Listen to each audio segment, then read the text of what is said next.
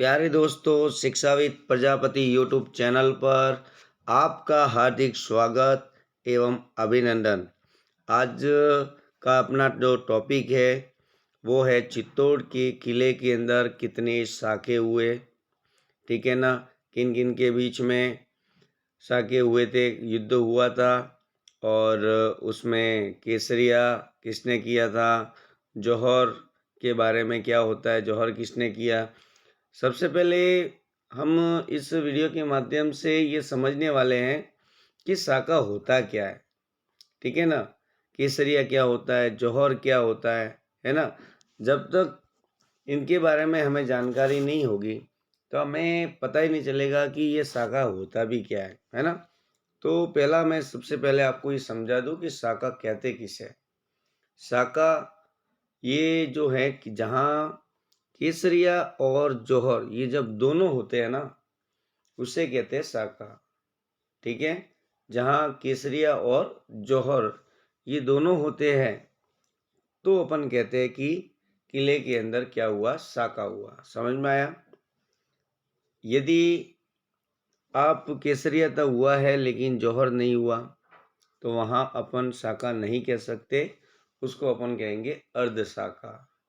ठीक है ना, तो समझ में आया होगा कि साका क्या होता है। सबसे पहली बात तो ये कि साका होता क्या है ना। तो साका केसरिया और जौहर दोनों अगर होते हैं तभी उसको कहा जाता है कि साका हुआ, है ना। केसरिया कौन करता है और जौहर कौन करता है ये भी हमें समझना बहुत जरूरी है। केसरिया पुरुषों के द्वारा किया जाता है केसरिया, और जौहर होता है महिला द्वारा। अब केसरिया क्या होता है जैसे समझते हैं। आप मान लो ये चित्तौड़ का जैसे किला है। ठीक है, चित्तौड़ के किले के अंदर जैसे ये चित्तौड़ का किला है पूरा, और बाहर से कोई आक्रमणकारी इस किले पर आक्रमण करता है ना। तो यहाँ का जो चित्तौड़ का जो राजा होगा, यहाँ का जो शासक होगा, ठीक है ना, तो ये क्या करेगा, और यहाँ के उनके सेनापति वगैरह, रानियाँ वगैरह जो भी है ना, तो बाहर से उन्होंने क्या किया, आक्रमणकारियों ने यहाँ पर आक्रमण किया। बाहर के शासकों ने चित्तौड़ पर क्या कर दिया, आक्रमण किया।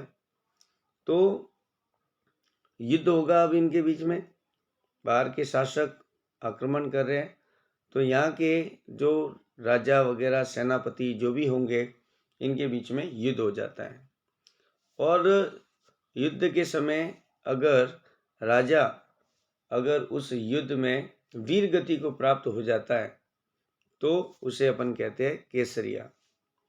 ठीक है, और जब राजा ही नहीं रहा तो सेनापति वगैरह, रानियां, तो अगर ये मारा गया और बाहर के शासक जो आक्रमणकारी है उन्होंने अगर किले पर कब्जा कर दिया तो वहाँ उस किले में रहने वाले जो सेनापति वगैरह है, रानियां हैं, उनको अपने वश में कर लेंगे, है ना।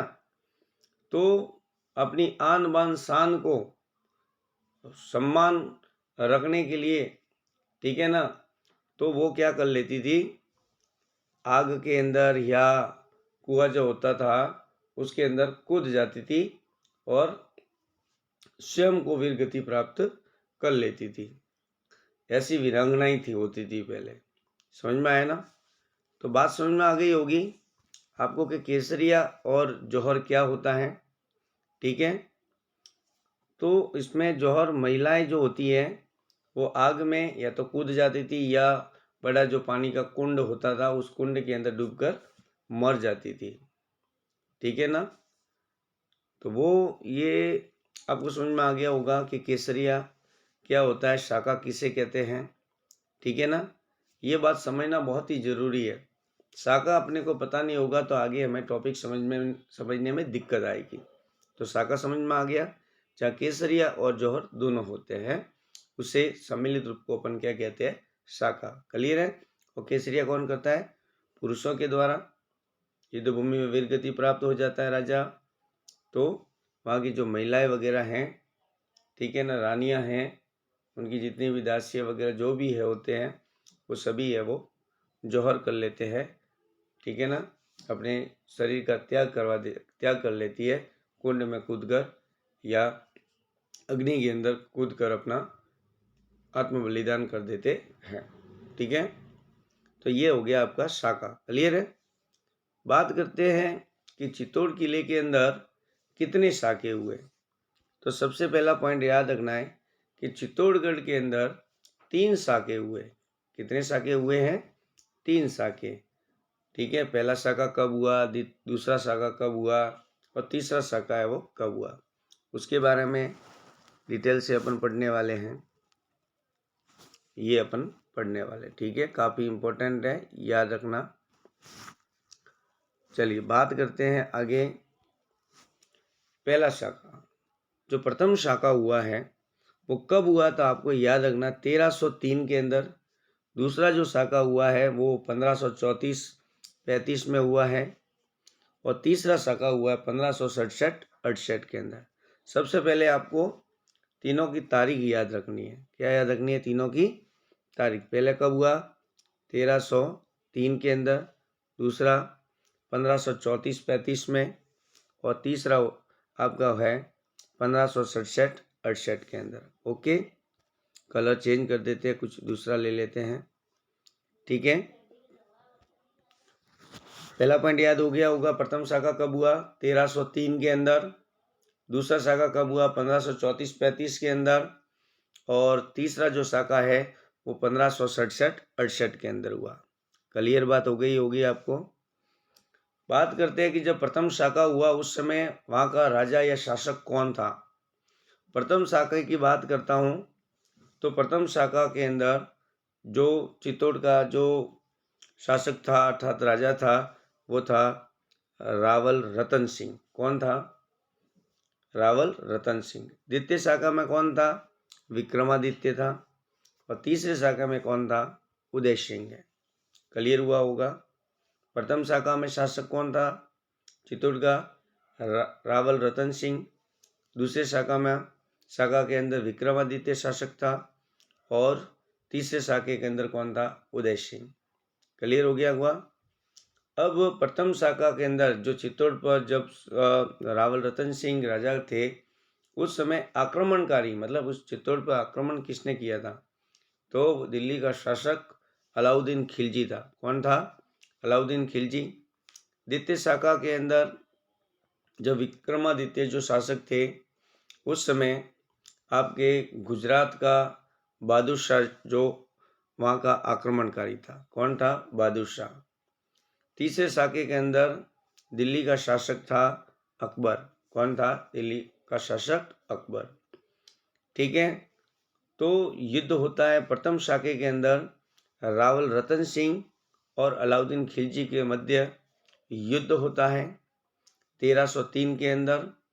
और 1303 के अंदर युद्ध होता है तो उस आक्रमणकारी जो अलाउद्दीन खिलजी और रावल रतन सिंह के बीच में युद्ध होता है और इस युद्ध के अंदर रावल रतन सिंह या वो वीर गति को प्राप्त करते हैं, ठीक है।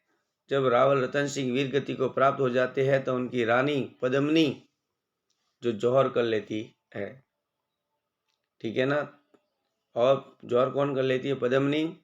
और उनके साथ में उन जो केसरिया किया था, केसरिया करने वाले कौन थे? गोरा और बादल थे।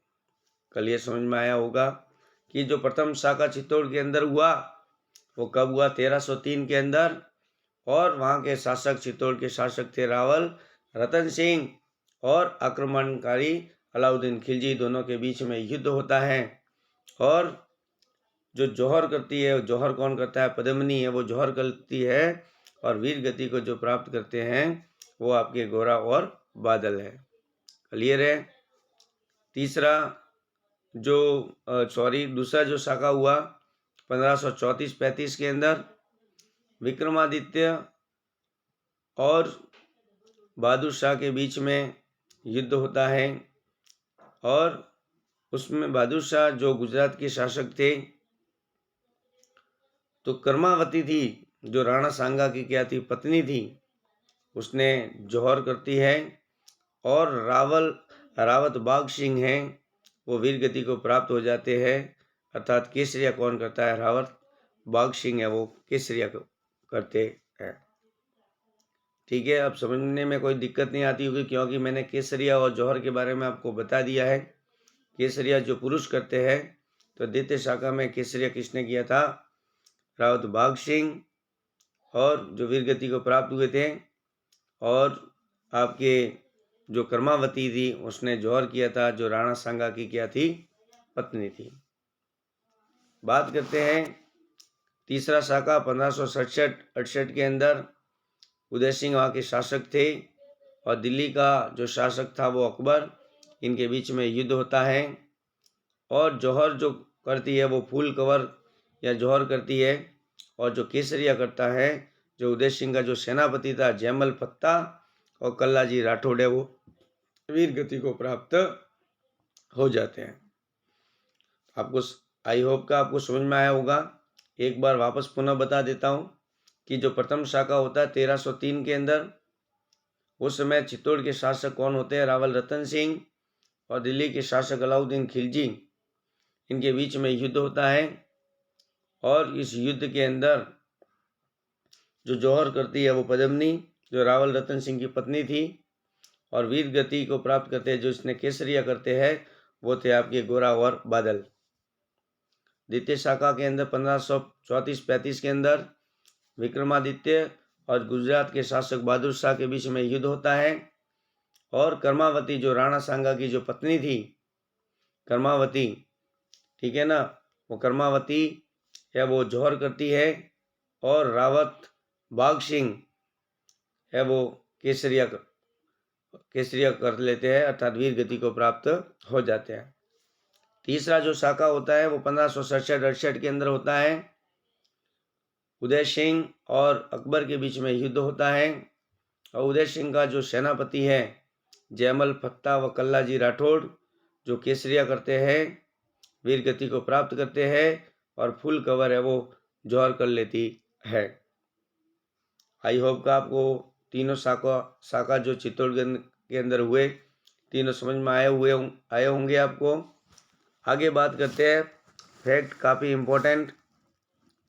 एक दुर्ग है चित्तौड़गढ़ का रणथंभौर का दुर्ग।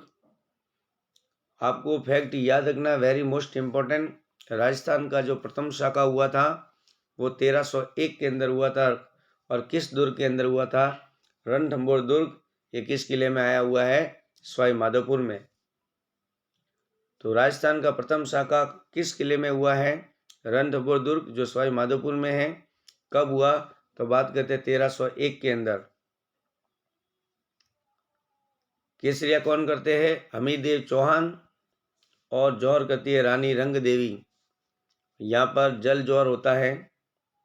आक्रमणकारी होता है आपका, आक्रमणकारी जो होता है दिल्ली का शासक अलाउद्दीन खिलजी होता है। ठीक है, तो हमीरदेव चौहान और आक्रमणकारी दिल्ली का शासक अलाउद्दीन खिलजी के बीच में युद्ध होता है, और केसरिया है वो हमीरदेव चौहान का होता है, और जौहर है वो रानी है वो रंग देवी करती है। ये जल जौहर कहलाता है। तो पहला अगर जल जौहर हुआ है तो रणथंभौर दुर्ग के अंदर सवाई माधोपुर के अंदर होता है, जिसने केसरिया कौन करते हैं? हमीरदेव चौहान, और जौहर करती है रानी रंग देवी। आक्रमणकारी उस समय कौन था? दिल्ली का शासक अलाउद्दीन खिलजी था। ठीक है, तो काफ़ी इम्पोर्टेंट फैक्ट है। तो हमने बहुत ही बढ़िया तरीके से चित्तौड़ के अंदर जो किले हैं उन किलों के बारे में बढ़िया आसानी से पढ़ा है। और अगर आपको ये वीडियो अच्छा लगा है तो वीडियो को लाइक, शेयर, सब्सक्राइब करना ना भूलें। Thank you. जय हिंद, जय भारत।